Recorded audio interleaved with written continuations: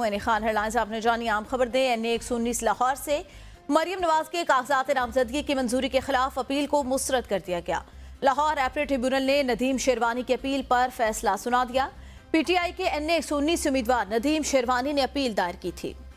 मजीद जानते असद शाह से। जी असद बताएगा, लाहौर एपरेट ट्रिब्यूनल ने फैसला सुना दिया है। जी बिल्कुल, NA 119 लाहौर से मरियम नवाज के कागजात नामजदगी मंजूरी के खिलाफ अपील पर समाअत हुई। अपील ट्रिब्यूनल ने अपील मुस्तरद कर दी है। अपील ट्रिब्यूनल ने नदीम शेरवानी की अपील पर फैसला सुना दिया। PTI के NA 119 से उम्मीदवार नदीम शेरवानी ने अपील दायर की थी। RO ने मरियम नवाज के कागजात नामजदगी मंजूर किए थे।